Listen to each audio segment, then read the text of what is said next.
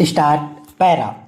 Chairman साहब, मैं आपसे कहना चाहता हूँ कि हम लोग देख रहे हैं कि गरीबी सबके लिए नहीं है। कुछ लोग तो देश में इस तरह से पनप रहे हैं कि उनकी संपत्ति का कोई हिसाब नहीं है। बाकी लोग जो पढ़े लिखे हैं, जो अनपढ़ हैं, वे सभी काम करने के लिए तैयार हैं। जब उनके पास करने के लिए काम नहीं होगा तो वे समाजवाद के कोरे नारों से कब तक खुश होते रहेंगे। रोटी रोजी के अभाव में उनमें कुटा बढ़ेगी और वे पथभ्रष्ट हो सकते हैं। पैरा महोदय, इस बात को आप अवश्य समझ लें। इस तरह देश की युवा शक्ति के आतंकवाद और उग्रवाद की गोद में चले जाने का भय रहेगा। इससे देश को बहुत बड़ा नुकसान होगा। मैं स्पष्ट रूप से कहना चाहता हूं कि आप इस संशोधन के समर्थन के बारे में दलगत दृष्टि से मत देखिए। देश में इस तरह के वातावरण से ना तो जनता को और ना ही सरकार को लाभ होगा, बल्कि पूरे देश को इससे हानि होगी।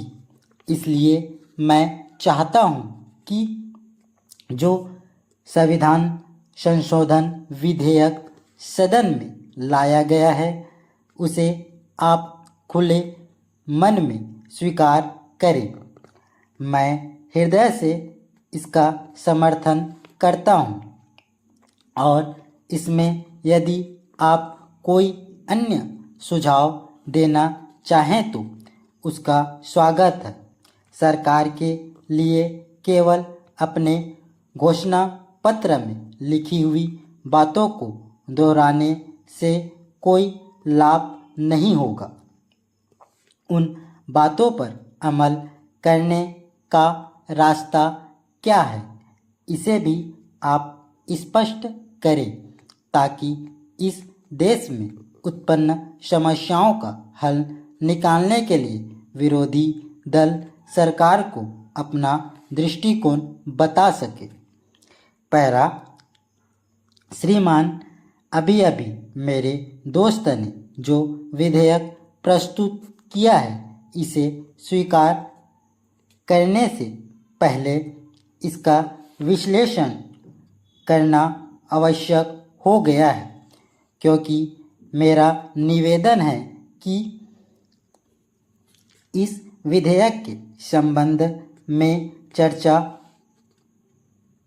आवश्यकता से काफ़ी अधिक हो चुकी है।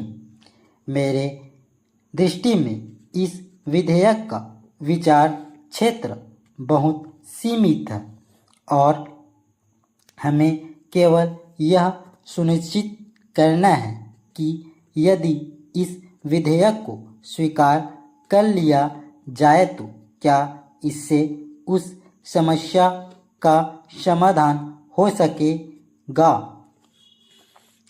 मैं इसके उद्देश्यों और कारणों के विस्तार की ओर सभी का ध्यान आकर्षित करना चाहता हूँ। मेरे दोस्त रोजगार के अधिकार को सुनिश्चित करना चाहते हैं और इसे वाद विवाद का विषय बनाना चाहते हैं। समस्या यही है कि विपक्ष का दृष्टिकोण स्पष्ट नहीं है। स्टॉप।